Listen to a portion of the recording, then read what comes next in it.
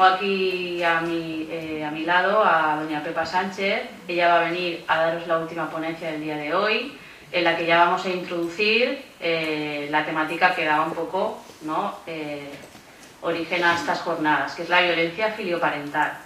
Pepa Sánchez es doctora en psicología, también es criminóloga y trabaja en la colonia de San Vicente Ferrer, sabéis todos que está aquí en Godella, que pertenece a la Fundación. Trabaja allí desde 2001. Además, en 1998 realizó un programa de agresiones sexuales también dentro de la colonia. Ha realizado terapia clínica privada y, sobre todo, y algo muy importante, ha realizado ese manual que tienen de intervención con familias y menores con conductas de maltrato desde el 2011. También ha dado clases en la Universidad de Valencia durante 3 años y, además de este programa de intervención con familias y menores en violencia filioparental, lleva la escuela de padres junto con el resto del equipo técnico. Así que os dejo con ella. Me voy a poner allí, ¿vale? Y así estoy de pie, que para mí es más cómodo. Pati, tengo que poner este micro allí. Está apagado, creo. Ah, pues espérate, claro. Me quedo aquí, da igual. No, espera. Sí.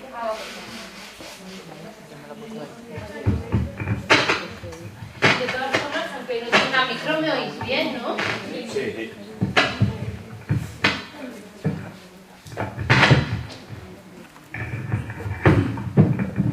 Bueno, yo os voy a contar qué es la violencia filioparental, por qué ocurre y cómo son los chavales y las familias en las que ocurre violencia filioparental.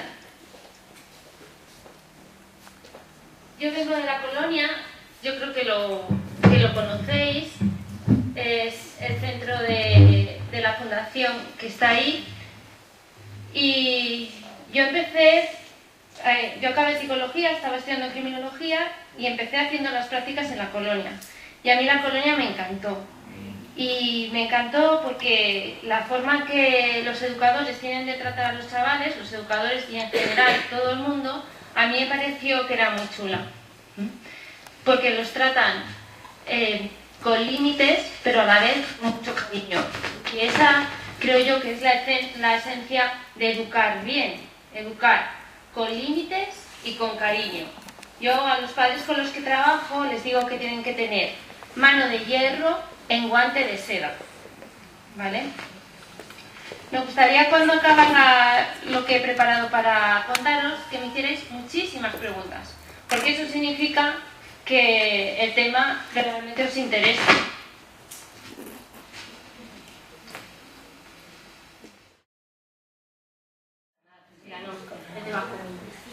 Bueno, esta es la colonia, ¿vale? Este es el centro en el que yo trabajo. Depende de la Consellería de Igualdad y de Políticas Inclusivas. Desde hace unos años, antes pertenecía a Justicia. Eso a veces es un poco de rollo, porque dónde acaban las competencias de uno y dónde empiezan las de los otros. Me refiero a Justicia y a Igualdad. Está gestionado por los terciarios capuchinos y tenemos 72 plazas. En 2004 empiezan a ingresar muchos adolescentes entre 14 y 18 años, que es la población con la que nosotros trabajamos, empiezan a ingresar por violencia filioparental. El delito de violencia filioparental no viene tipificado así cuando nos llega una sentencia. Viene como amenazas, injurias, lesiones, ¿vale? Cuando en 2004 empiezan a ingresar familias y empezamos a trabajar con ellas, desde siempre nosotros intentamos integrar a la familia dentro de la intervención y que ellos también trabajen fuera lo que nosotros vamos trabajando dentro. Hay una familia que me plantea: si aquí nosotros estamos muy a gusto y mi hijo está muy bien, pero ¿qué hacemos nosotros cuando se acabe la medida? ¿Y si vuelve? ¿Vale? En ese momento era un crío bastante problemático y ellos tenían miedo, pues, de que volviese a consumir, a robar y aparte a maltratarles. Y ahí es cuando nace un poco la idea de hacer una escuela de padres donde poder trabajar con más familias juntos. Actualmente el 73% de los chavales que están ingresados en la colonia están ingresados por un delito de maltrato hacia sus padres. Es un porcentaje realmente alto, ¿vale? El 73%. De ese porcentaje creo que un 12%, no sé si he recogido el dato por ahí delante, pero un 12% tienen delitos de maltrato en casa hacia sus padres y también tienen otro tipo de delitos. Robo con fuerza, robo con intimidación, lesiones, etc. He puesto ahí 40, pero estaremos alrededor de 43 escuelas de padres las que llevamos realizando en el centro.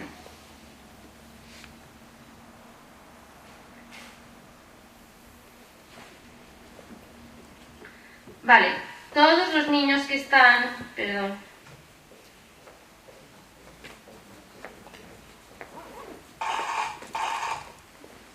Todos los niños que están en la colonia cumplen una medida judicial. Allí no ingresa nadie que no envíe el juez, porque muchas veces nos hemos encontrado con padres o a veces en cursos para profesionales que nos dicen: ¿y mi hijo no puede entrar en ese centro? ¿Qué pensáis? Porque en su casa hay problemas. Sí, en su casa hay problemas y sus padres están buscando algún recurso y nos preguntan si puede entrar en la colonia. ¿Qué pensáis vosotros? ¿Puede entrar o qué? Hombre, si solamente lo dicta un juez, no puede entrar, obviamente. Pues el caso es que tiene que dictarle un juez para que entre. Solamente por los padres no puede entrar. Ellos, como es el sistema, es que los padres ponen una denuncia en la fiscalía o en la policía y entonces son ellos los que deciden si ese chaval va a un centro o no. O a veces ponen una medida de libertad vigilada. ¿Vale? ¿Sabéis qué es una medida de libertad vigilada? ¿Sabéis qué es una medida de internamiento? Vale. Una medida de internamiento, sabéis que la ley de menores nace en 2001, en 1995 se reforma todo el Código Penal adulto y en 2001 nace la ley de menores. Y en la ley de menores contempla qué medidas, o qué en adultos se llaman penas, en menores se llaman medidas, qué medidas pueden cumplir los chavales entre 14 y 18 años. Y esas medidas son régimen cerrado, que es que no salen para nada; régimen semiabierto, que salen los fines de semana, que se lo ganan y pueden salir. Eso significa que no tienen derecho a salir todos los fines de semana, solamente si lo hacen bien entre semana pueden salir el fin de semana. Régimen abierto, que es que muchas de las actividades las van a realizar en un medio abierto, salen fuera del instituto o hacer alguna actividad o lo que nosotros veamos, siempre que ellos tengan un comportamiento bueno para poder salir. O convivencia en grupo educativo. En grupo educativo, la convivencia en grupo educativo es una medida. En teoría ellos pueden tener muchas vacaciones, muchos permisos, pueden hacer muchas actividades fuera, pero siempre que ellos estén bien para hacerlas. Esto es, si tú tienes un chaval que está dentro del centro con una convivencia o un régimen semiabierto que cuando sale consume, ¿vale?, no va a poder salir. O cuando sale roba, no va a poder salir. ¿Vale? Sale, consume, se queda sin salir una temporada, vuelve a salir, si no consume sigue saliendo, si vuelve a consumir se vuelve a quedar en el centro otra temporada y así sucesivamente hasta que él entienda o ella que tiene que hacer un cambio en su forma de hacer las cosas. Si hay algo que yo digo y no me entendéis, por favor, preguntarme. ¿Vale? Vale.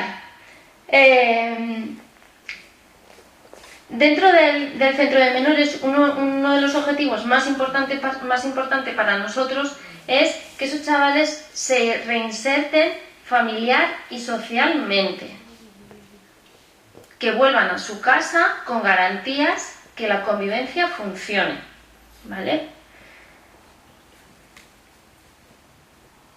Que tenemos que tener en cuenta cuáles son las características del adolescente y también que dentro del centro de menores se trabaja con los padres también. Creo que antes preguntabais eso, ¿no? Si se trabajaba con los padres. Pues sí, dentro del centro de menores se trabaja con los padres, ¿no? Con todos los padres que quieren.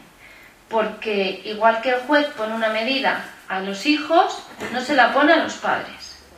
No, se la pone a los hijos. El delito de maltrato lo hacen los hijos, no lo hacen los padres. ¿Esto está claro? Para el padre que quiere, que opcional para los padres, que quiera venir a aprender viene y que no... Eso es. ¿Y por qué? Sí, y es una cosa que hemos planteado muchas veces, pero al fin y al cabo el delito lo comete el hijo porque es el que agrede a los padres y el que tiene la medida es el hijo. Pero realmente cuando los hijos agreden a los padres es porque no han tenido una buena educación o porque les han permitido mucho hasta el punto en el que ya no se lo han permitido y ya pues como están acostumbrados a que se lo permitan se vuelven locos. Bueno, locos no, tienen lo que se llama un problema de conducta que ahora os voy a explicar. Pero eso también tiene que ver con los padres, la mayoría Sí, de las veces. y tienen el castigo en su en su forma de educar. Sí, ahora os lo voy a contar. Si quieres al final, si no te he contestado tu pregunta, me vuelves a preguntar cuando acabe todo, ¿vale?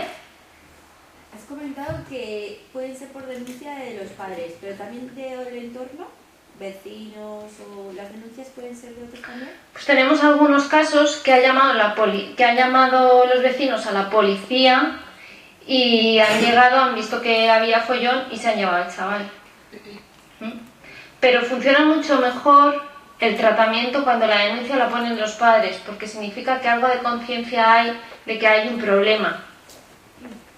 Porque cuando la denuncia la ponen los vecinos es como a veces como la violencia de género, ¿no? Que a veces no hay conciencia de problema y es, no, si es que nosotros nos hablamos así. O sea, no le dan tanta importancia como si son los padres. Sí. Es que claro, tú imagínate la repercusión que tiene que ser para un padre denunciar a su hijo, o sea... Sí, muy duro. Sí, sí, muy duro. De las cosas más duras. Ahora os enseñaré una carta. Bueno. ¿Está muy alto? Esto es la colonia.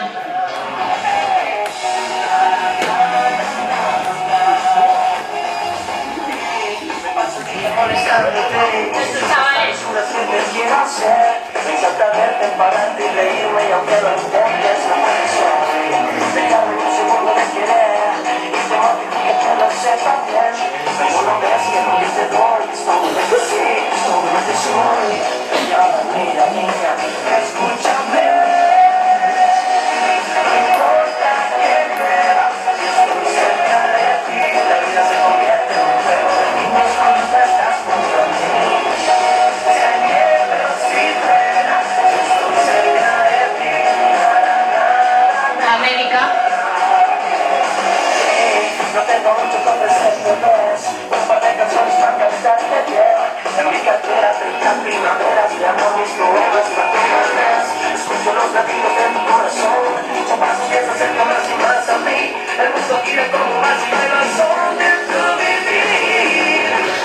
La cocina.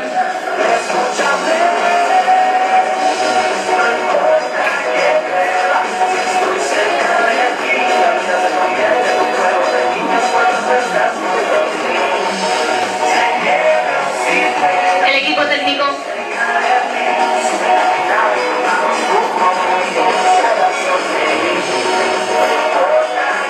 Los profes del cole.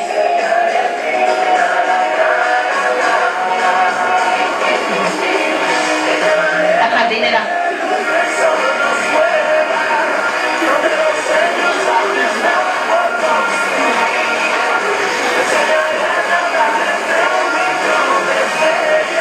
Ángel y Vargas.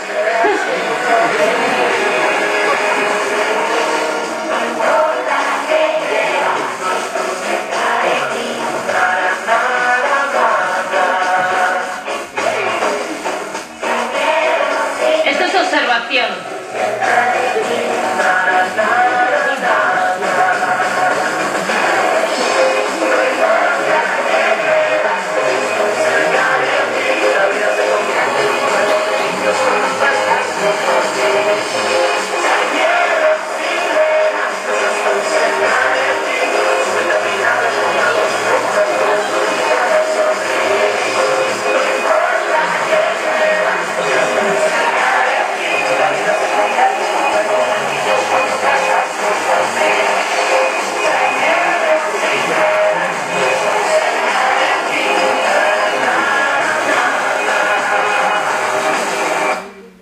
Bueno, me gusta este vídeo porque realmente la colonia es esto, ¿vale? Los centros de menores tienen muy mala prensa, malísima. la televisión siempre busca el morbo y es que en los centros de menores se pegan a los niños, se les maltrata, se les da medicación. Y yo quiero deciros que eso es mentira. En los centros de menores es esto, la colonia es esto. Una vez vino Televisión Española a grabarnos. Vino un programa que seguro que conocéis todos y que es bastante prestigioso, que se llama Documentos TV. En Documentos TV la colonia sale con las alambradas de Mariano Rivera. Y ponen las alambradas, que son así de pinchos, no sé si las habéis visto cuando pasáis, esas alambradas no son nuestras, esas son de diagrama. Salen unas cuchillas así, ¿vale? Y ellos ponen en la imagen de esas cuchillas y pone Colonia San Vicente, centro de menores, y eso es mentira. En nuestro centro no hay alambradas, ni hay cuchillas. Hay rejas en las ventanas, igual que las que tengo yo en mi casa. Y esto os lo cuento porque para nosotros eso es muy importante, porque es muy importante desde la pedagogía amigoniana tratar a las personas como personas. Y nos da mucha rabia que pasen esas cosas y que digan esas mentiras y que salga además por Televisión Española ahí con todo el morbo que eso da cuando saben que eso es mentira y aún así lo sacan. Así que cuando veáis algo en la tele, por favor, ponerlo en tela de juicio porque todo lo que dicen por la tele no es verdad. Y esto es una cosa que tenéis que ir aprendiendo desde ya. Y me gusta este vídeo porque se ven a los chavales, a las personas que trabajamos ahí, bueno, a todos los que quisieron salir, hay mucha más gente que no quiso salir, ¿vale? Pero todos los que están ahí, trabajan ahí y así un poco es como yo veo la colonia. En la colonia se hacen un montón de cosas que os voy a contar ahora y que son para los chavales y entre uno de los objetivos que nosotros nos planteamos es que tengan ocio y tiempo libre prosocial y no que estén todo el rato en el parque o fumando o bebiendo o con el móvil, que es una cosa que últimamente se nos va un poquito de las manos, el tema del móvil, imagino que como a vosotros. Bueno, ¿cómo es el día a día en la colonia? De aquí esta transparencia os lo voy a contar muy rápidamente porque no quiero perder mucho tiempo aquí. Cosas importantes, que los chavales cuando entran tienen que tener rutinas, ¿vale? Cuando llegan tienen el patrón de sueño cambiado, no todos, pero muchos de ellos. Duermen por el día y por la noche se quedan o jugando al ordenador o hablando con los amigos por el móvil o lo que sea, pero no tienen un horario de vivir por el día y dormir por la noche, tienen las rutinas cambiadas. También tienen alterados los patrones de la alimentación. Muchos no comen de todo, no comen a las horas, comen mal, no hacen ejercicio físico. Entonces nosotros en ese primer momento, que es cuando un chaval llega a la colonia, llega a observación, que es ese último grupo de chavales que habéis visto, que os he dicho, esto es observación. Ellos llegan a observación y ahí nos encargamos de que entren un poco en esa rutina que luego les va a venir muy bien. Porque a lo mejor vosotros desde ahí pensáis que la rutina es una tontería, que como cuando tengo hambre y que duermo cuando tengo sueño. Pero si os dais cuenta y miráis a vuestro alrededor, vais a ver que las personas que emocionalmente están más inestables son las que tienen los patrones y las rutinas cambiadas. Y vais a ver que ese cambio en el sueño y en las comidas os trastornan y les trastornan a ellos y a mí si lo hiciera a nivel emocional. ¿Vale? Entonces, por eso es tan importante para nosotros que se ajusten a unas rutinas. Que eso no quiere decir que no se pueda salir de fiesta, no quiere decir nada de eso. Significa que en el día a día tienes que tener una rutina y ya está. Dentro de los programas especiales tenemos un montón de cosas que hacemos con ellos, que son la Liga Máster, el Circo Social, el Camino Colonia, el teatro, el APS, que es ir a ayudar a chavales que tienen problemas físicos para correr una carrera y los chavales son como sus entrenadores personales. Y el taller de arte, ¿vale? Dentro de los programas educativos les damos formación en sexualidad, que vienen del Centro de Planificación Familiar de Moncada a darnos ese taller. Educación en valores, violencia de género, que estamos viendo que últimamente está aumentando un montón. Si ahora tenemos violencia filioparental, dentro de 10 años tendremos violencia de género, como no cambiemos nuestras formas de hacer las cosas.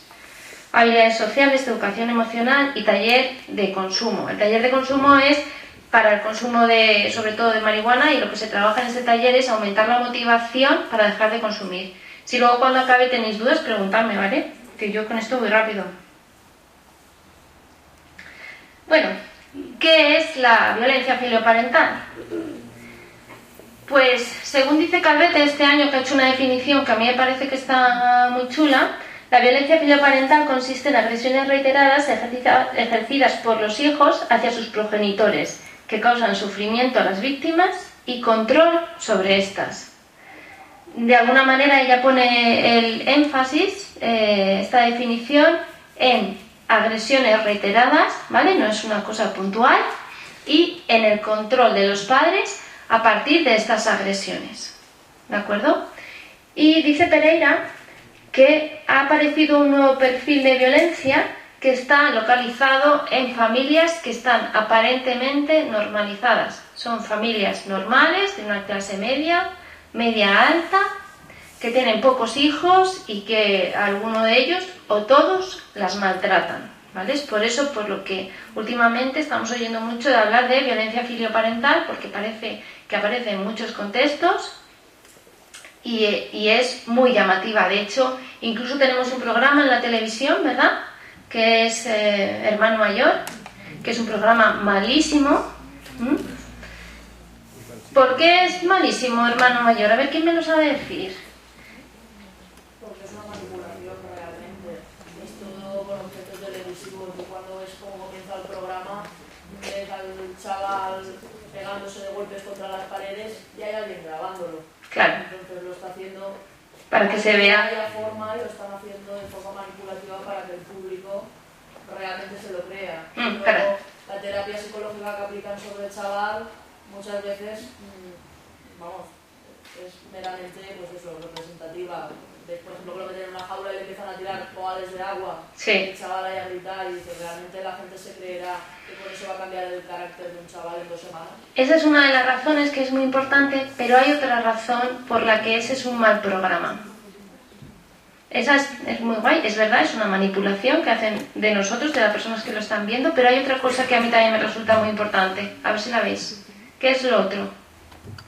¿Qué le pasa a la gente que ve ese programa? Pues que copia, o sea, ya tenía idea, es un joven que ve a otro joven así, pues ya muy bien. Se pone a hacer lo mismo. ¿Sabes? ¿Sabéis lo que piensan los padres cuando les ponen a los hijos Hermano Mayor? ¿Sabéis qué piensan? Pues que van a, o sea, que no van a hacer lo mismo, pero es al revés. Que se van a poner en el lugar de los padres. ¿Y sabéis lo que hacen los chavales? Se ponen en el lugar de los chavales. Entonces, en lugar de ser algo que a ellos les hace mejorar su comportamiento, es todo lo contrario. Lo que le hace es ver nuevas formas de manipular, de comportarse de manera agresiva con sus padres. Es todo lo contrario, es un mal programa. Ese programa tiene un índice de audiencia muy alto. Yo creo que también porque a veces cuando los padres ven que la cosa mejora, porque todos los programas acaban bien, ¿no? Cuando la cosa mejora, pues le da un poco como de ¡ay, qué bien, menos mal! Y él solamente hace intervención con el chaval y es una intervención, como decía ella, que no tiene mucho sentido, pero sí de desahogo un poco, ¿no? De ahora vas a sufrir tú, no sé qué. Y eso nunca funciona. La terapia no funciona así. Y además, la gente que va a Hermano Mayor cobra, ¿vale? Les pagan. Vale, esta es una carta de unos padres que cuentan cómo es la violencia en su caso. Por la tarde, el chaval o la chavala, no me acuerdo ni de quién es, se pone a estudiar y exige a su madre que le ayude a estudiar ese tema. A las 7:30 los padres se van y le decimos que volveremos a las 8:30 y que él se compromete, a que llegará a esta hora, que esta hora estará en casa para estudiar, pero vuelve a las 10. Después le exige a su madre que le ayude a estudiar y comienza a insultarla. El padre, que es el que escribe, ¿vale? Me acerco y veo qué pasa. Me acerco y me empuja. A ver si lo veo aquí mejor, que ahí lo veo fatal. Me acerco a ver qué pasa, y me empuja, diciendo que salga de la habitación y que me vaya. Ante mi negativa, lanza la silla del escritorio contra una estantería, arrancándola de la pared y tirando todo lo que había en ella. Coge la estantería e intenta romper la pared a golpes. Rompe el teléfono, tira los libros y rompe la mesa del escritorio. Cuando se cansa, pasa al salón y lanza una silla contra la lámpara, destrozándola. Rompe el mando de la televisión, una planta artificial y lanza sillas contra la pared. Luego pasa a su habitación, deshace las camas y las vuelca. ¿Vale? Esta es la descripción de unos padres que su hijo está en el centro por violencia filioparental. Yo os he leído la definición teórica. Esto es lo que hacen los chavales antes de entrar, ¿vale? ¿Qué está pasando? ¿Por qué tenemos ese índice tan alto ahora de violencia filioparental? Pues hay una serie de factores sociofamiliares que hacen que de alguna forma sea más fácil que aparezca ese fenómeno ahora que no hace unos años atrás. Entre ellos, el relativismo social. No sé si conocéis a Bauman. Bauman es un sociólogo que habla de que todo es relativo. Habla del amor líquido, que dice que todo es relativo, que todo pasa y que la realidad acaba por difuminarse un poco. Hemos pasado de un sistema social vertical jerárquico a un sistema horizontal, en el que los hijos y los padres parece que están al mismo nivel y sus opiniones valen lo mismo. Y eso podría ser así siempre que no fuese que ese sistema más horizontal se le identifica con que ya los padres no tienen autoridad y ya no le pueden decir al hijo qué es lo que tiene que hacer. Así que tenemos ausencia de autoridad y además de responsabilidad educativa. Este es un tema muy interesante porque también por la televisión muchas veces nos están diciendo que los padres son responsables de la educación de sus hijos, pero a la vez no les dan herramientas para poder actuar. Y eso a los padres les crea mucha sensación de impotencia, de no sé qué hacer, no sé qué hacer. Me dicen que lo tengo que controlar, pero que no le puedo decir que no se vaya de casa. Entonces, ¿qué hago? ¿Qué hago? Sale una madre en la televisión que el juez la llama porque le ha quitado el teléfono móvil a su hija. ¿Cómo va a educar? Si le está diciendo dámelo y no me lo das y se lo quita, le llama al juez. En la sociedad hay mucha sensación de los padres de no saber cómo lo tienen que hacer. Las pseudoparejas aparecen cuando se da una ruptura en la pareja y uno de los progenitores se alía con el hijo, de manera que le da mucho poder y luego volver otra vez a la situación de antes, volver a retomar esa autoridad que él tenía con su hijo, le cuesta muchísimo y a veces se producen incluso enfrentamientos o violencia. Dificultades de vinculación de la familia de origen de los jóvenes. Ahora es más difícil encontrar trabajo, es más difícil irse de casa y eso hace también que los jóvenes necesiten un nivel de autonomía y de libertad que a veces algunos padres no están dispuestos a dar o de confiar o como sea, pero esto también está influyendo. Disminución del número de descendientes con el incremento del hijo único y muchas veces son los reyes de la casa. Es lo que tú quieras, cariño. ¿Qué te apetece cenar para hoy? ¿Y qué te apetece que hagamos el fin de semana? ¿No quieres ir a ver a los abuelitos? No pasa nada, no vamos. Al final, los padres no tienen nada que decir. Quien manda es el niño, ya con 3, 5 años y ya está. Y te llegan a veces a la consulta y te dicen, no sé qué hacer con mi hijo, no me hace caso. ¿Vale? Cambios en los modelos familiares. Atraso de la edad en la que se tienen los hijos. A veces nos encontramos con padres cansados que cuando llegan a casa después de trabajar pues ya no tienen ganas de ponerse a luchar con el no, que te he dicho que no y no lo haces y se acabó. Incorporación de la mujer al mundo del trabajo y aumento en que los niños están fuera de casa. Cuando el que la mujer entre al mundo del trabajo es una ventaja para nosotras, ¿vale? Porque tenemos independencia económica. Pero ¿qué pasa? Que tenemos unos horarios en los que tenemos que buscar a alguien que se haga cargo de los hijos, porque tanto la mujer como el marido están fuera de casa. Muchas veces quien se hace cargo de los hijos, ¿quién son? Los abuelos. Y los abuelos, por definición, ¿cómo son? Que dejan hacer todo.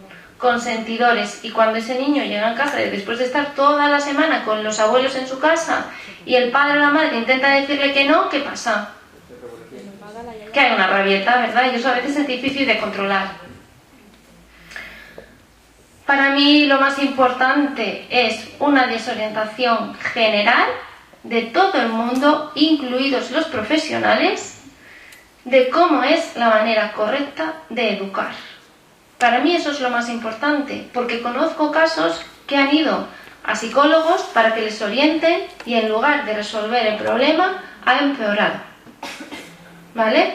Entonces, para mí eso es lo peor, porque si tienes un problema, pides ayuda. Si no te pueden ayudar o no saben, que te digan, no, yo no sé trabajar con vosotros, pero muchas veces empeora, ¿vale? Y luego, si queréis, os cuento el caso concreto, si me lo recordáis. Me decís antes lo duro que era denunciar a un hijo, y esa es una carta que escriben unos padres. Querido hijo, hoy hemos tomado la decisión más dura y dolorosa de mi vida. He ido a denunciarte. La cabeza o el sentido común me decía que era lo correcto y el corazón lloraba porque denunciar a un hijo es algo antinatural. No sé bien cuándo empezó tu transformación. Fuiste un bebé precioso, bueno, un niño, pienso que normal, pero desde hace 2 años y medio no te conocemos, nos insultas, gritas, buscas el enfrentamiento a diario. Tu padre y yo estamos agotados y tememos por tu hermana. Ha llegado en alguna ocasión a tenerte miedo. Nos vemos impotentes para educarte y ayudarte y porque te queremos hemos dado este paso. ¿Vale? Eso es lo que decíais antes. Estos son unos padres antes de denunciar a su hijo. Denunciar es duro, pero hay veces que no te queda otro remedio. Porque no conoces a la persona con la que estás viviendo.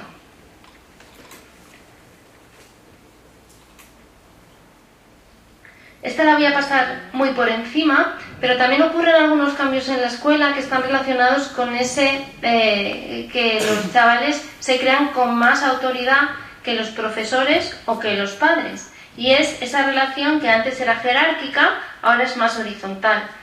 Todos podríamos disfrutar de una relación horizontal siempre que se mantuviese el respeto. Las dos opiniones son igualmente válidas, pero yo estoy dando aquí la charla y si alguien habla y yo le digo cállate, pues se tiene que callar porque yo estoy aquí arriba y vosotros estáis ahí abajo. Y ahora no se hace eso, tú no tienes que decirme a mí que yo me calle, ¿vale?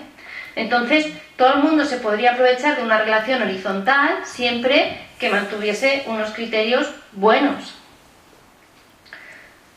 Pues por este motivo existen muchas dificultades para poner pautas y normas, para ponerle normas a los alumnos y a veces esto en la escuela no ayuda y a veces esto está relacionado con la dificultad de parar los casos de acoso escolar. Vale, también aquí está relacionado con un retraso del comienzo, con un retraso para acabar de estudiar. Vale, esta me la voy a saltar. ¿Cómo son los chavales de la colonia? ¿Cómo son los chicos de violencia filioparental con los que nosotros trabajamos?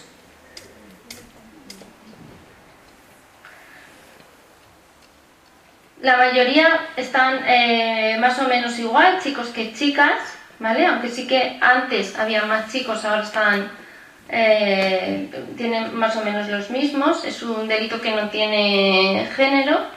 Lo puede cometer un chico o una chica, el tema de la violencia filioparental. Si veis, esta es la inteligencia y se distribuye igual que una curva normal. Los datos azules son de 2004-2008 y los amarillos de 2012-2014. Si veis, es una curva totalmente normal y predomina una capacidad de aprendizaje media.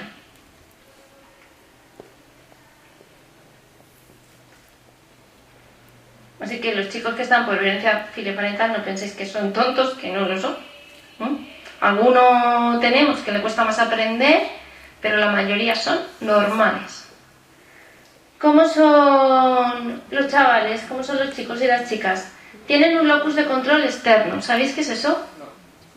Un locus de control externo es cuando yo explico lo que a mí me pasa en función de lo que hace el otro y no de lo que hago yo. Por ejemplo, ellos dicen, le pegué un puñetazo a mi madre porque no me quiso dar los 5 euros. Si me los hubiese dado, yo no le habría pegado. Entonces la culpa de que yo le haya pegado a mi madre no es mía, es de ella, porque no me dio el dinero. Eso es un locus de control externo. O es que este examen me ha salido mal porque el profesor lo ha puesto muy difícil, no porque yo no haya estudiado. No es culpa mía, es culpa de él que lo ha puesto tan difícil. ¿Vale? El locus de control externo no te deja muchas veces cambiar, porque nunca eres responsable de las cosas que haces. Siempre la responsabilidad es del otro. Entonces eso no te da herramientas para tú elegir qué quieres hacer con tu vida. Tienen baja tolerancia a la frustración. ¿Sabéis qué es? La baja tolerancia a la frustración es cuando algo no te sale y abandonas a la primera. Una característica buena de la personalidad es que si algo no te sale tienes que insistir, insistir, insistir hasta que lo consigues. ¿Vale? Aunque tú tienes que seguir insistiendo. Si no te sales y abandonas a la primera, eso es malo. Porque no consigues nada, porque a veces las cosas son difíciles o te cuestan más esfuerzo del que tú habías pensado que te iba a costar en un principio. Dificultades para resolver problemas. Muchas veces tienen un problema y lo que hacen es o inhibirse, no actuar, o actuar de manera agresiva. Ninguna de las dos estrategias son buenas. Para resolver un problema lo que hay que hacer es, primero, saber qué quiero, saber qué tendría que pasar para que yo dejara de tener este problema.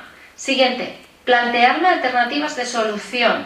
Siguiente, consecuencias de cada alternativa. Y una vez tengo toda esa información, elegir la alternativa que más consecuencias positivas tenga y menos negativas. Eso es resolución de problemas que nosotros lo hacemos de una manera automática, pero ellos no.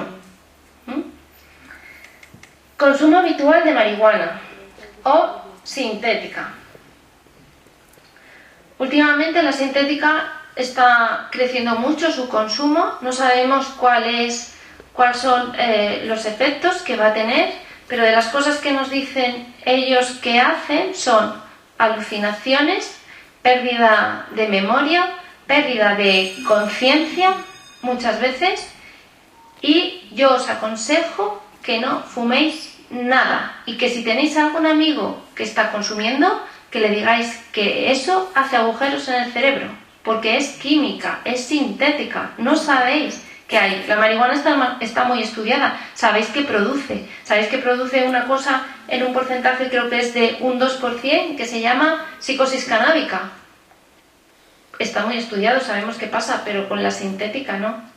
Y hay alucinaciones que yo las he visto y hay pérdidas de memoria que yo he visto. El 83% de los chavales que ingresan por un delito de violencia filioparental no van al colegio en el momento del ingreso. El 83%. No están escolarizados. Están en casa, no hacen nada. ¿De dónde sacan el dinero? De sus padres. ¿Qué pasa cuando sus padres les dicen que no? No suelen robar. ¿Os acordáis? El 73% no roba. Es un 12% el que roba y maltrata a sus padres. Sí, a sus padres. Pero eso, bueno, no lo contemplamos como delito. Entra dentro del delito de violencia filioparental. ¿Vale?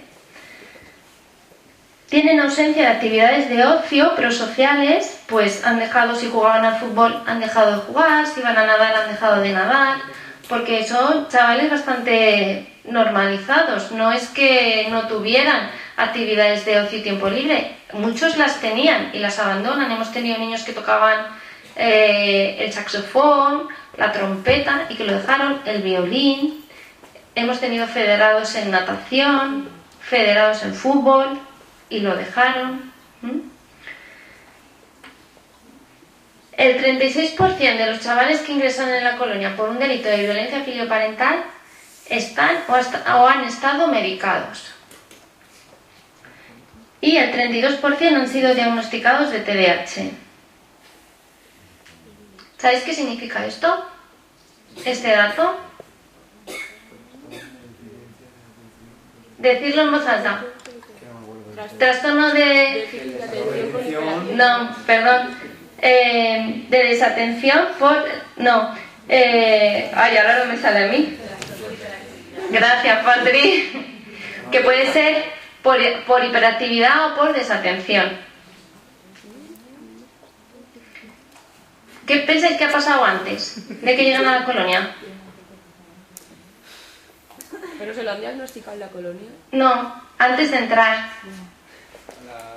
Lo que dice en la boca...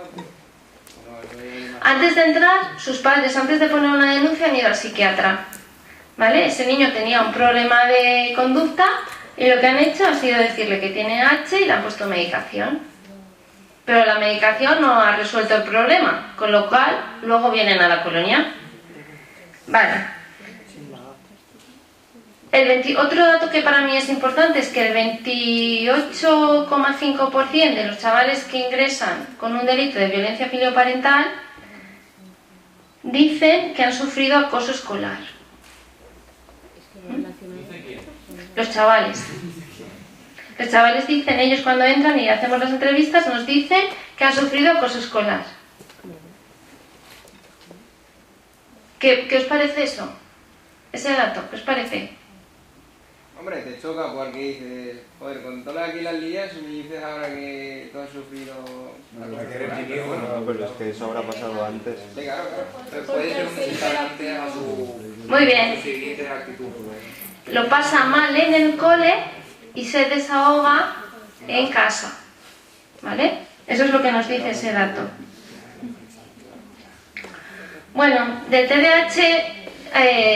deciros aquí simplemente que no está comprobado que la medicación funcione ni a corto ni largo plazo, incluso que es peor. ¿Cómo son las familias de los niños que ingresan por maltrato? ¿Qué les pasa a las familias?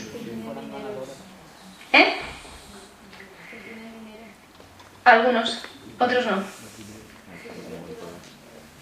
Desestructuradas algunas, otras no. Hay de todo un poco, ¿no? Hay de todo un poco. Son familias normales, ¿vale? Son familias, si yo hiciera una estadística de las familias, de vuestras familias y las que tengo en la colonia por violencia filioparental, me saldría una estadística muy parecida.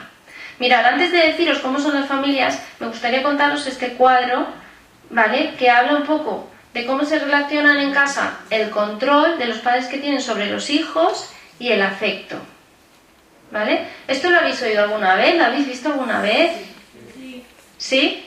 Este cuadro es muy importante porque nos ayuda a entendernos y saber de qué estamos hablando. De qué estamos hablando cuando decimos que los padres son autoritarios y de qué estamos hablando cuando decimos que los padres son permisivos.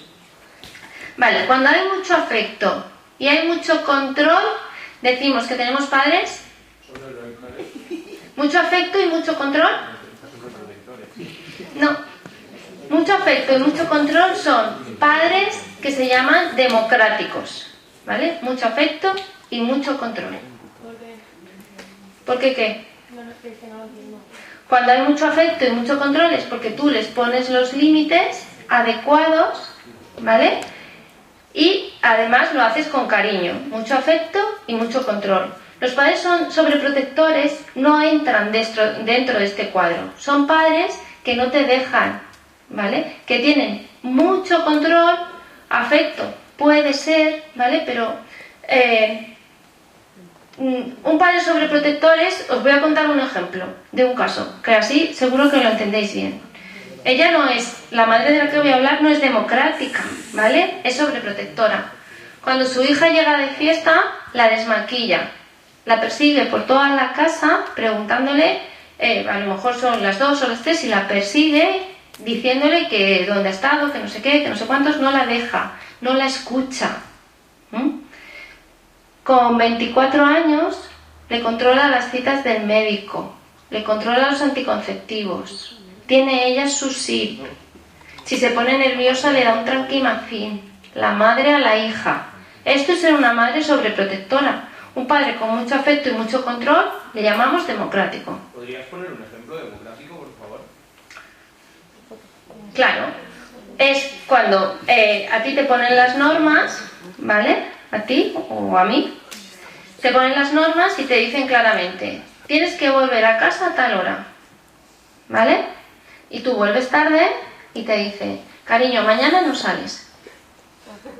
Democrático. Has llegado tarde, mañana no sales. Democrático. ¿Y el afecto dónde está? Eso se hace con afecto. El afecto es Eso se hace con afecto.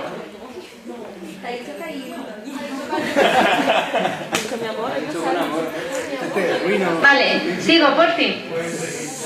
Cuando hay afecto y no hay control, son padres permisivos. ¿Vale?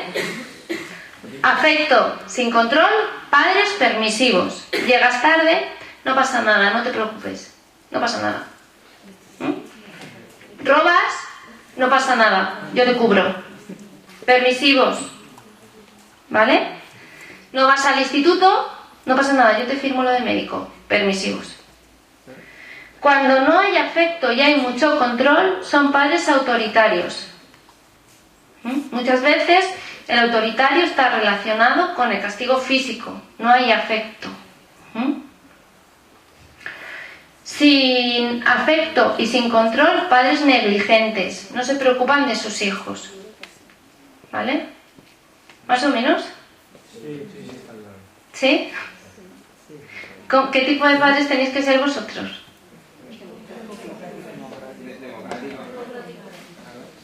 ¿Y eso qué significa? ¿Ser un padre democrático qué significa? ¿Qué significa ser un padre democrático? Que hay que castigar. Que hay que castigar a los hijos. ¿Por qué hay que castigar? Para que aprendan. Porque si no les castigamos, ¿qué pasa? Pero es que hay otras formas de hacer aprender a una persona. Yo no digo castigo físico, pero hay que poner consecuencias. Pero me da rabia cuando la gente no quiere hablar de castigo. Tiene que haber castigo para educar, pero no es castigo físico, es pues no sales o no tienes este privilegio o un montón de cosas. ¿Vale? Algo que le gusta, por ejemplo, le gusta jugar a la Play y dice, pues no vas a tocar la Play. Pues, eso es un castigo. Hay muchos tipos de castigo. Y unos padres democráticos, en el momento que lo cumplen, ¿qué es lo que hacen? ¿Que no cumplen la sanción? No, que la cumplen. Que cumplen la sanción como si... Que le dicen, ven a las 2 y vienen a las 2. Perfecto, seguimos igual. ¿Vale? Y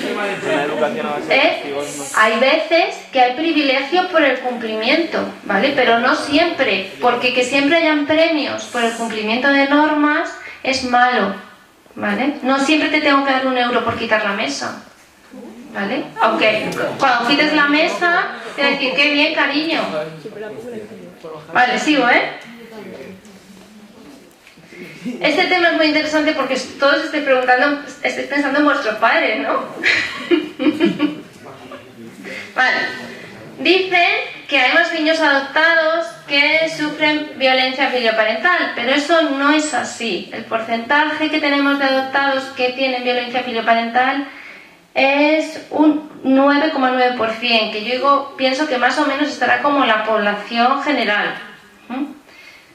Si un niño que es adoptado llega a la colonia por un delito de violencia filioparental es porque las pautas de crianza no han sido adecuadas, que es lo que vamos a ver ahora. Mirad el estatus socioeconómico, que me decías antes que tenían los padres mucho dinero. Muy alto, el 1,1% de los chavales ingresados entre 2012 y 2014.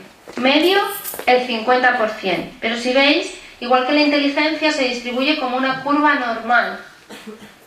¿Vale? Es probablemente lo mismo que esta clase. Habrá gente que tenga mucho dinero, gente que tenga menos, gente que tenga más o poco. Clase media.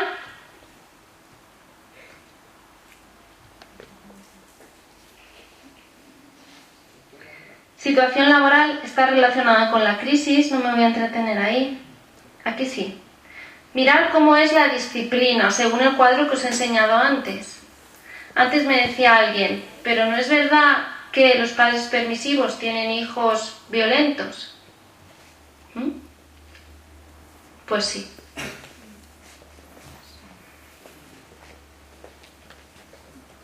Y esta es la disciplina paterna. Permisivos, el 30%. Incoherentes, 2004-2008, el 28%. ¿Sabéis qué son padres incoherentes? Dicen algo y no lo cumplen, un día dicen una cosa, otro día dicen otra, no se ponen de acuerdo entre ellos. Eso hace a los chavales mucho lío a la hora de cumplir las normas. ¿Y los constructivos? Y los constructivos son democráticos, que también tenemos.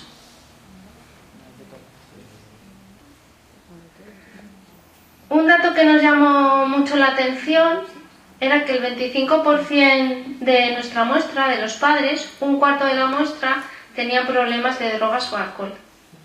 ¿En los padres? En los padres. La madre, si veis ahí, en 2012-2014 es el 15%, problemas de drogas o alcohol. Igual que el dato del acoso escolar era importante, pienso que este dato también es muy importante. Y también aparece neurosis en la madre. Esos son madres depresivas. No sé bien si es de antes o de después, pero son madres blanditas o inestables que tienen problemas. Pero de antes, ¿a qué te refieres de antes? De antes de que apareciera la violencia filioparental, ¿vale? No sé, ahí no establezco una línea. Si antes eran así, o a partir de que tengan problemas con su hijo, empiezan a estar peor. Que si nos basamos en los datos que estás exponiendo, realmente la culpa no tienen los chavales. Realmente las familias, o sea, tienen unas características que tienen que ofrecer a los hijos, y en este momento, si una familia está consumiendo, está surgiendo de un factor, no tengas hijo. Exacto, tiene un factor de que puede pasar de una familia problemática, por lo tanto los hijos van a ver eso. Pero no todos. Pero por eso tanto la mayoría. Claro, aquí hay un problema, es que, bueno, un problema o una realidad, que es que la educación de los padres influye en el desarrollo de los hijos. Eso todos lo sabéis, ¿no? Pero también sabéis que independientemente de cómo sean vuestros padres, vosotros podéis elegir hacer una cosa u otra. También la sabéis, ¿no? El otro día vino a comer a mi casa una prima y su marido tiene 50 años, y decía que no comía verduras porque su madre no le había enseñado. ¿Qué pensáis vosotros de eso? Porque no le da la gana, ¿verdad? Porque ya está bien de echarle la culpa a los padres. ¿No?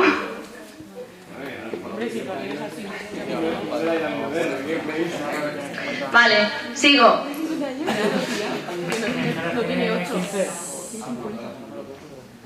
¿Cómo son las familias? En general, ¿vale? Este es un resumen de lo que estoy sacando con las tablas. Tenemos familias normalizadas. La violencia filioparental es un fenómeno que sale en familias normalizadas. Un montón, además, muchos casos denunciados. No sé si llevamos por 4.000 y pico este año en la Fiscalía solamente en la ciudad de Valencia, pero que eso va aumentando porque los padres a veces no tienen recursos de cómo resolver ese tipo de problema. Parece que se les hace muy grande. Ya llegan a un momento que ya no saben por dónde tirar. Todas las clases sociales están representadas. Habéis visto que era como una curva normal. Aparecen todas las clases sociales, altas, bajas y medias. Aparecen estilos educativos inadecuados a la hora de criar. Yo creo que esto es de lo más importante y donde podemos intervenir en el tratamiento para que no se dé violencia filioparental. Y los datos que tenemos son: falta de acuerdo padre y madre hacen que los chavales estén peor. Padres permisivos o sobreprotectores, no dicen que no, amenazas que luego no cumplen, no hacen críticas adecuadamente y no refuerzan. No refuerzan es que no le dicen a los hijos nada de lo que hacen bien, y que cuando hacen una crítica la hacen muy fuerte. El 26% de los padres y el 21% de las madres tienen problemas con las drogas o el alcohol. y el 23% de las madres tienen problemas emocionales y un 3,5% enfermedad mental. Tiene que haber más centros para padres que para escuelas. Hay muchos padres que... Sí. De la evaluación, bueno, ingresa un niño, luego hablaremos un poquito más de los padres. Cuando ingresa un niño en la colonia, lo evaluamos y hacemos una cosa a los psicólogos que se llama análisis funcional. Yo lo he dejado aquí, me sale un poco raro la transparencia, pero quiero que os suene esta palabra porque para nosotros a la hora de trabajar es muy importante.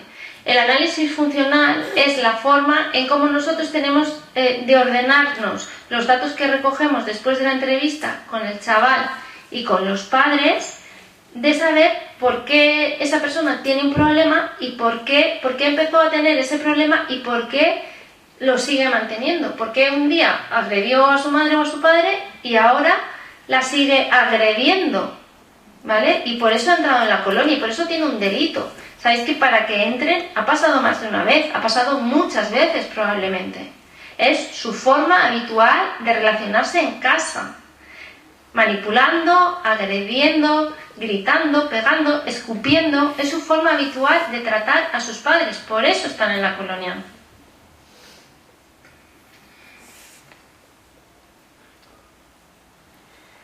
¿Qué le pasa a mi hijo? Os voy a contar cómo le cuentan la hipótesis a los padres. Tenemos un eje de Likert. A ver, esta parte de la responsabilidad que os voy a contar, un teléfono.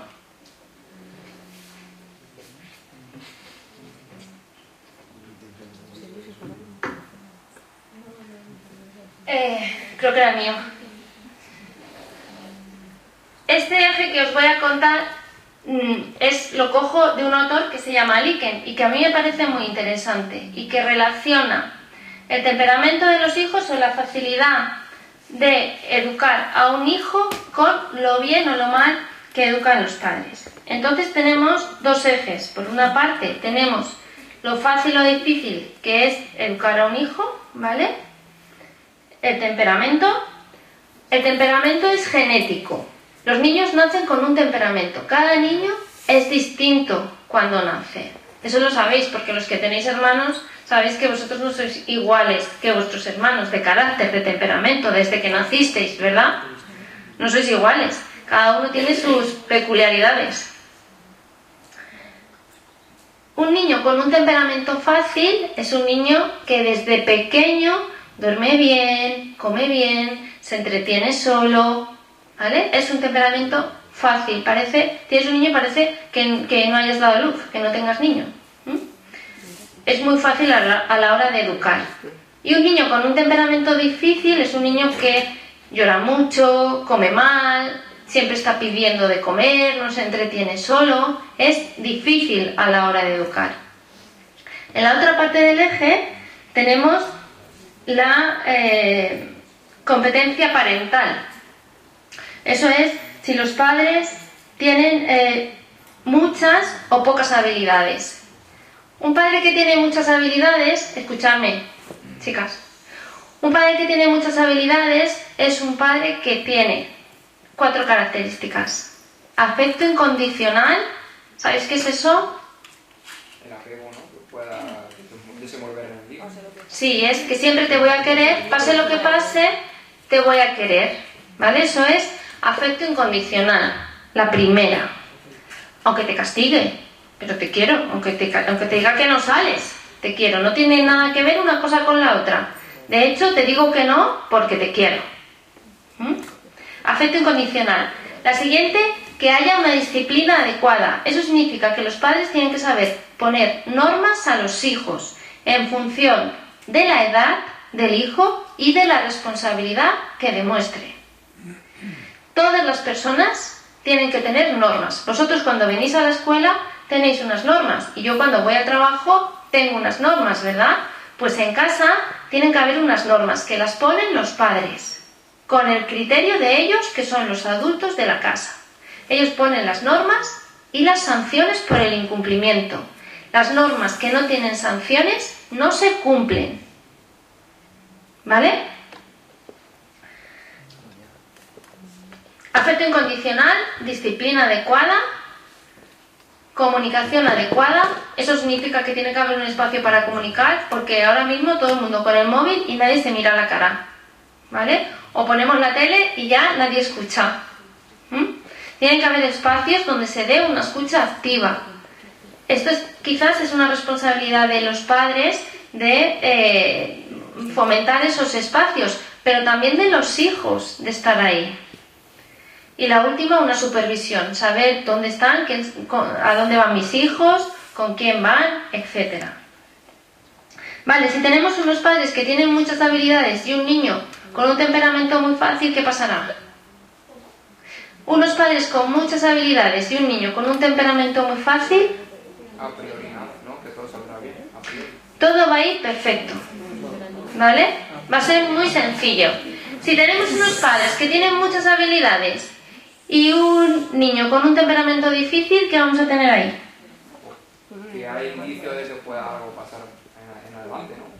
Claro, que a sus padres les va a costar mucho trabajo, ¿vale? Les va a costar mucho trabajo, pero con trabajo van a conseguir que su hijo salga adelante y que haga las cosas bien. Sí, ¿conocéis a Stitch, no? Sí. Stitch es un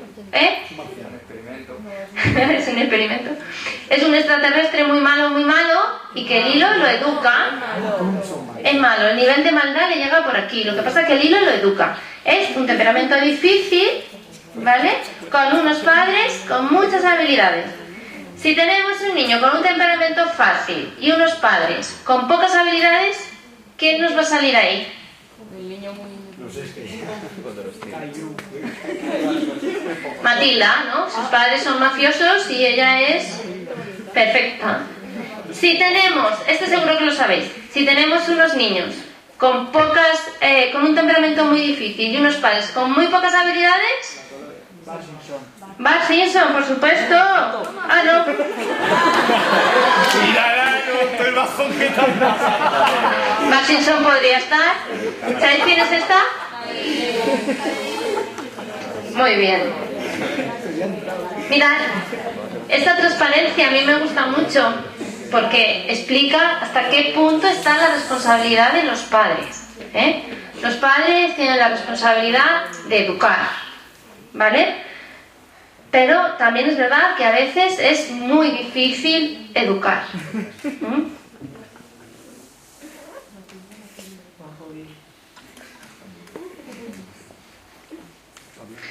Vale, os voy a contar la hipótesis como se la cuento a mis padres de intervención. Cuando los padres llegan a la colonia, llegan muy preocupados porque ellos no querían denunciar y también se sienten muy culpables porque algo no ha funcionado bien. Pero realmente lo que vosotros decís tenéis razón, y es que los padres tienen mucho que ver en la educación de esos hijos. Pero fijaros que la mayoría de mis padres de intervención, el problema que han tenido, ¿sabéis cuál ha sido? Mucho querer. Mucho querer a sus hijos. ¿Vosotros podríais recriminarle a algún padre que quisiera mucho a sus hijos? Cuando ellos llegan, ellos se sienten fatal, porque piensan que no lo han hecho bien. Y hay cosas que no han hecho bien, ¿y sabéis qué no han hecho bien? Poner normas, por ejemplo, no lo han hecho bien. Ponerle normas, no lo han hecho bien. Decirles que no lo han hecho bien. Ponerle castigos, no lo han hecho bien. Pero querer, los quieren un montón, y se les rompe el alma. Y el primer fin de semana que salen, les tenemos que decir: no les compres ropa, no les dejes el móvil, se lo tienen que ganar todo, no les des nada, porque enseguida, ¿sabéis lo que harían ellos? Darles todo otra vez. ¿Otra vez? Entonces es verdad que tenemos un problema con los padres que no saben educar, es verdad, pero también es verdad que a sus hijos los quieren un montón y que si no educan bien, ¿sabéis por qué no es? ¿Por qué es? ¿Por qué no educan bien esos padres? Por miedo. Tienen miedo a decir no, ¿no? En ese punto ya que están que les están maltratando sus hijos es miedo. Pero antes, esos padres, ¿por qué no educaban bien? Porque esos padres no educaban bien incluso cuando tenían 5 años. ¿Por qué no educaban bien? Por miedo a que sus hijos no les quieran después. Por decirles que no. En plan, se piensan que si les dicen que no las cosas, luego sus hijos no les querrán tanto como si le dicen que sea todo. Sí, porque no saben. Porque no saben educar. Y como no saben, ¿qué es lo que tenemos que hacer nosotros? Enseñarles. ¿Y sabéis qué les enseñamos? A decir que no, a hacer críticas, a poner castigos. El término mejor ahora es decir sanciones, pero quitaros el miedo de la palabra castigo, que castigar hay que castigar, que sin sanción la educación no funciona.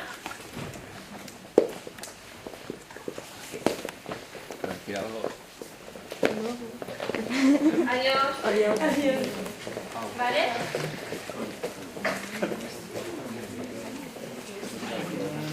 No, voy bien de tiempo, Patri. Hasta y media, ¿no? Vale. Pues eso, que sin castigo no funciona educar. Que, o sea, el año anterior, ¿vale? Con Elena estuvimos estudiando y una de las cosas que no se debe hacer cuando tenéis que hacer una modificación de conducta a la hora de educar es poner un castigo. Por lo tanto, no siempre un castigo va a funcionar en la medida de lo correcto en un niño. Pero yo creo que la gente... Elena. Entendíamos que el castigo es la última opción. Claro. Pero si bueno, hemos intentado todo y no ha funcionado, entonces es cuando se puede aplicar el castigo. pero yo creo que el castigo, o sea, la gente más lo asocia de mandarlo al cuarto y esas cosas, pero... Perfecto. Claro, si eso la gente lo asocia más a ese castigo. Vale. Pero castigar hay muchísimas más formas que... A ver. Cuando tú haces algo mal, ¿vale? Lo primero es un aviso.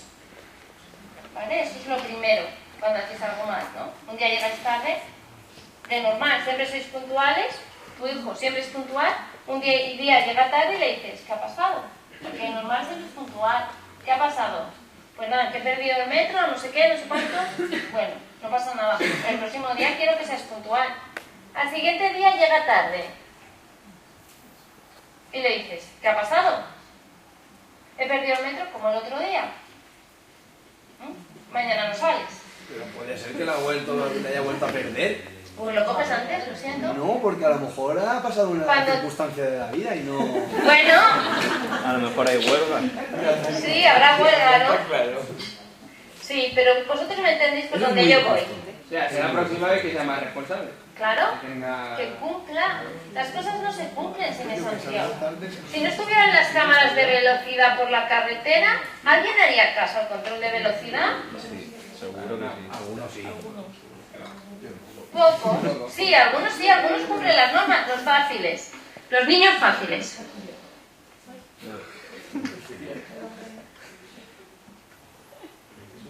Vale, esto no os lo voy a explicar.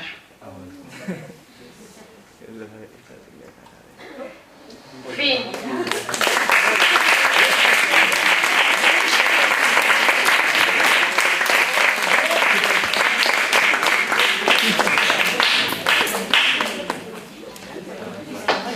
Me gustaría que me hicierais preguntas. Venga, Nacho, pregunta. el caso que nos ibas a contar cuando me lo has dicho, ¿Qué os he dicho? Os lo cuento cuando me lo recordéis y sepáis cuál era. Pues no lo sabemos. Pero tienes que recordar más.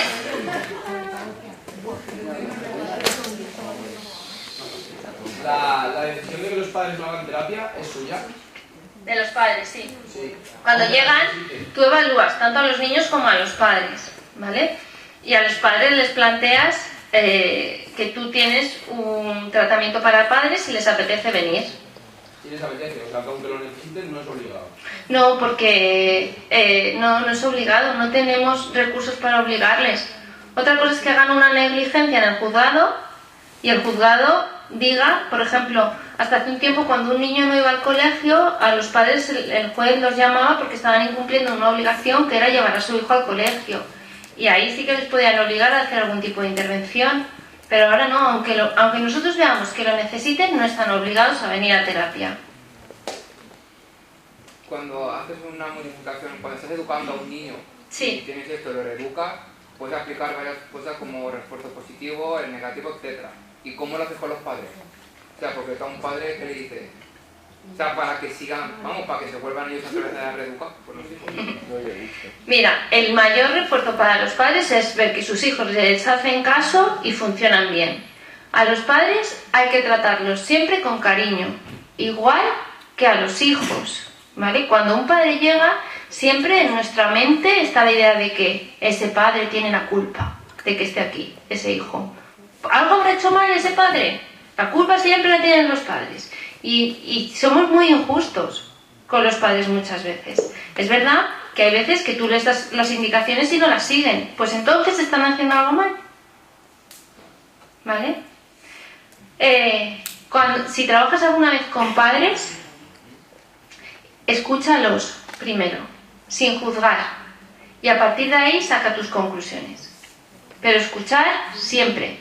Bueno, si trabajáis con padres o con adolescentes o con quien trabajéis, primero escuchar.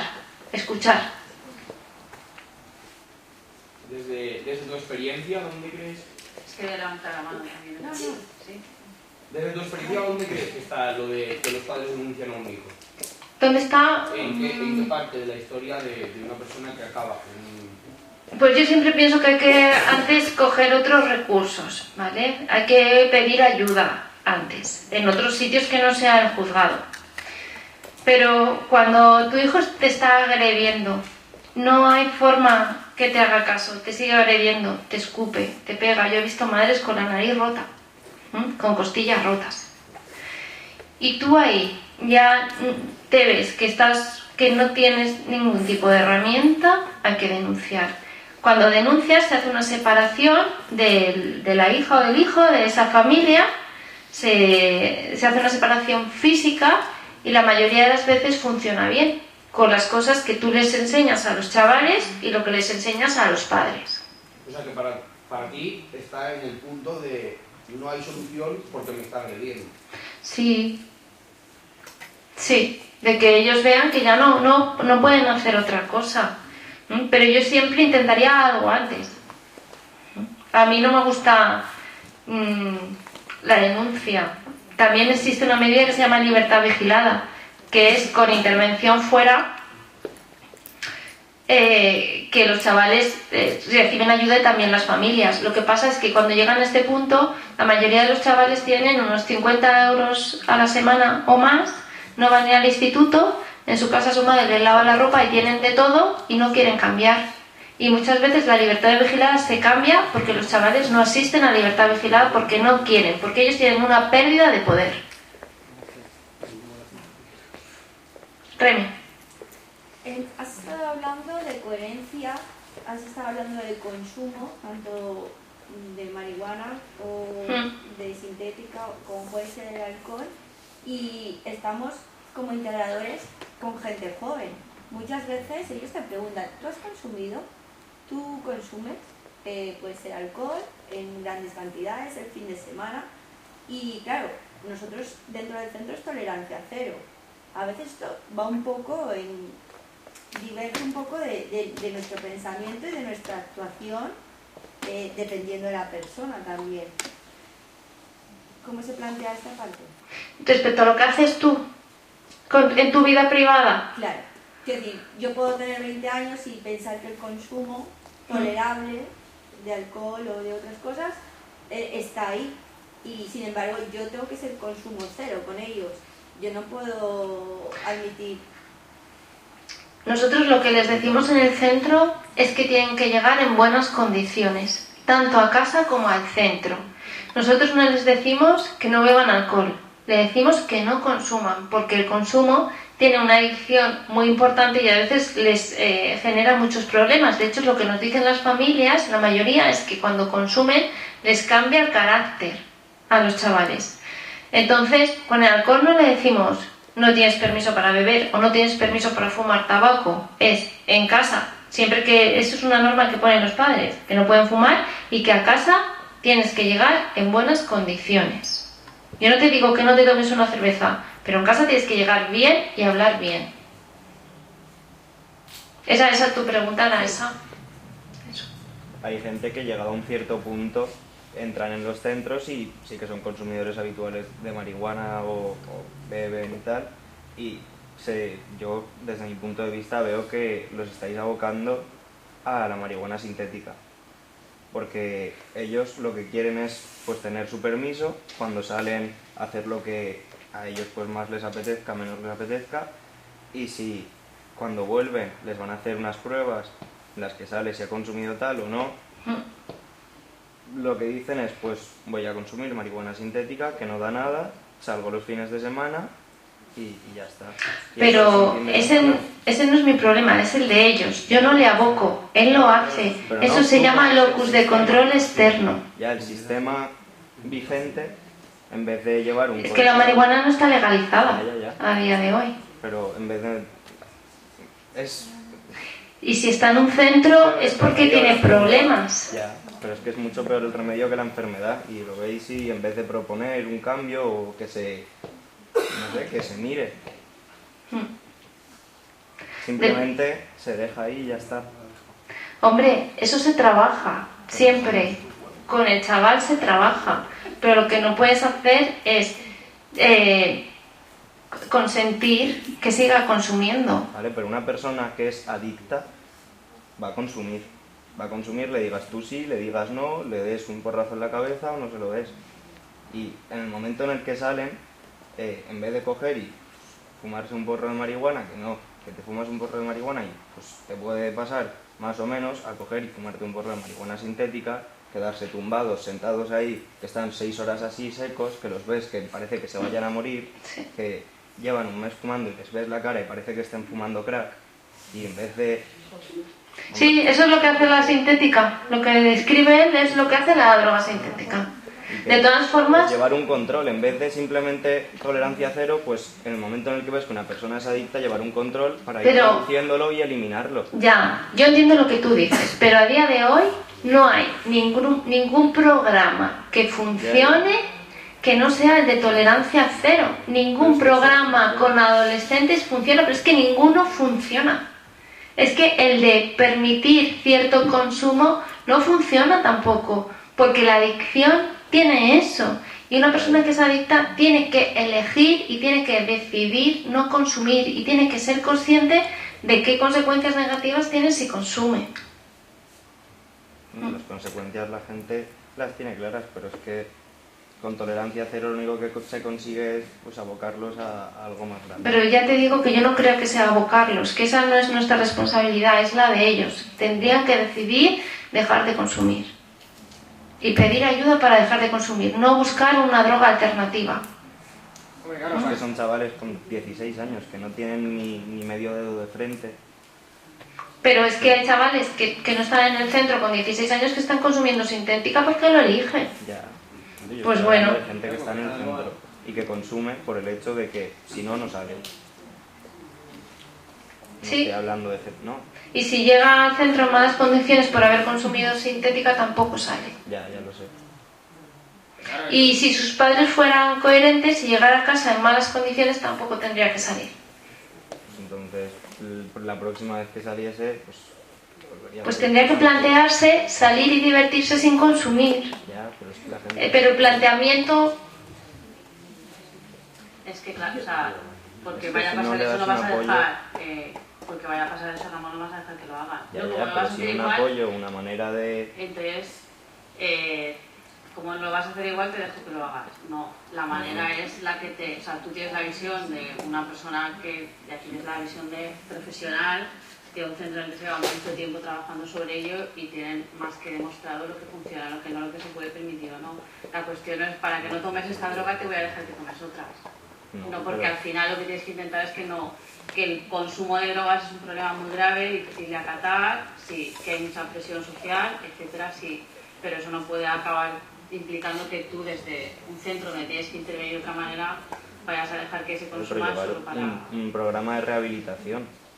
Es que la colonia no es terapéutico. Ya, no estoy hablando de la colonia, estoy hablando del sistema que... De todas formas, Proyecto Hombre, que es el centro que trabaja con adolescentes, no tiene mejores resultados. Pues por algo no los tendrá. A mí hay una cosa que me ha gustado mucho en la ponencia anterior, y era que podíamos como integradores y dentro del sistema hacer. A veces vemos otros proyectos. Esta semana estaba en El País el proyecto de Islandia, como habían reducido el índice de consumos tanto de alcohol como de otras sustancias, y como por ejemplo en otras cosas, por ejemplo con el bullying, si todos estamos unidos y todos nos ponemos, ¿cómo se ataja el problema? A lo mejor también deberíamos plantearnos nosotros como integradores y como parte de alumnos de un propio centro, ¿qué ponemos nosotros en los centros? En los centros también se fuma, aquí se está fumando.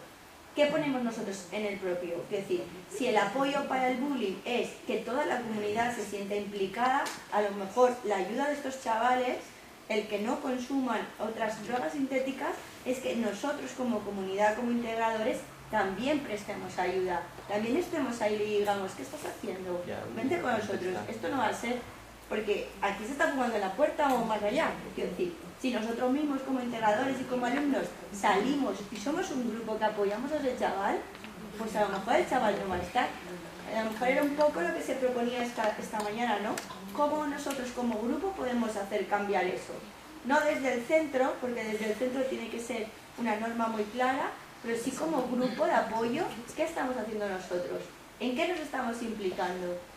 Cuando vemos un chaval que está en la puerta, cuando vemos un chaval que está en el metro, ¿qué hacemos nosotros como grupo? ¿En qué le damos nuestro apoyo? ¿En qué lo ponemos en su parte? En el bullying está ahora una campaña muy grande, pero como tú dices, en esto como no todo el mundo tiene tolerancia cero, pues no nos involucramos, ¿no? ¿Cómo me voy a poner yo si yo no pienso lo mismo? A lo mejor el cambio tiene que surgir de nosotros, no sé. Se intenta, pero es que hay la gente que ya ha caído en la marihuana sintética, por mucho que tú le digas, le hagas... Yo, con la edad que tengo, ya hay 3 amigos que no los he vuelto a ver y ni los quiero volver a ver, porque lo hemos intentado, el grupo de amigos lo hemos intentado, y ya, pues la última vez que salieron con nosotros, por así decirlo, fue coger los chavales, empezar a, pues que no lo hagas, que no lo hagas, que no fumes, coger, irse los 3 que fuman y es que se autoexcluyan ellos solos para poder consumir. Pues, da pena, ¿eh? Y yo ahí, ¿qué puedo hacer? Ya no puedo hacer más, yo he intentado hacer y no puedo hacer, pues también se necesita apoyo por parte de las instituciones o programas que se pueda ver qué se puede hacer. Pero en drogas no funciona, con adolescentes y drogas no hay nada que funcione a día de hoy. Ellos están en su luna de miel. Hay que replantearlo. Desde dentro.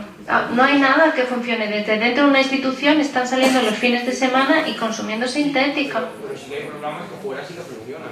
¿Para adolescentes? Sí. ¿Cuál? El programa de intervención que tiene el Proyecto Hombre como preventiva. De preventiva. Sí. Pero no están consumiendo. No están consumiendo. Están consumiendo. Lo que pasa es que es preventiva porque no termina de ser un programa no es un programa del Proyecto Hombre, porque no es gente tan mayor.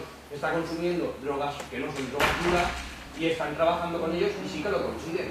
Lo que pasa es que yo creo que cuando una persona deja de fumar es porque quiere, y hasta que no quiere no va a dejar de fumar. Porque la acepta, si no acepta a una persona que está fumando, es que hagas lo que hagas con ella que no va a hacer nada. Claro. El de prevención de Proyecto Hombre y Castellón han dejado de trabajar con adolescentes porque no ha funcionado. Yo hablo del de Valencia. Pero es que cuando algo no funciona... Pero en general, los programas con adolescentes no funcionan porque lo que decía él, tú tienes que querer primero dejar de consumir y en la adolescencia a veces es difícil. Este hombre esperan a que quieran y los acompañan con un taller de habilidades sociales a la vez que hacen una terapia de grupo y luego cuando ellos realmente quieren resurgir de ese problema que tienen y quieren ayuda, lo consiguen. Muy bien.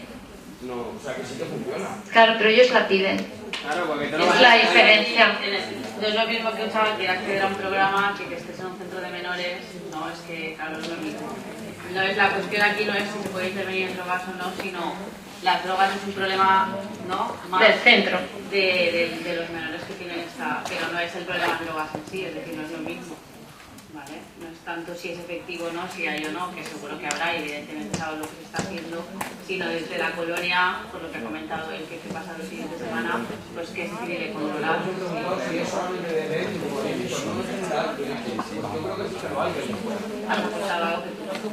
Del autobús a 39. ¿Alguna cosita más?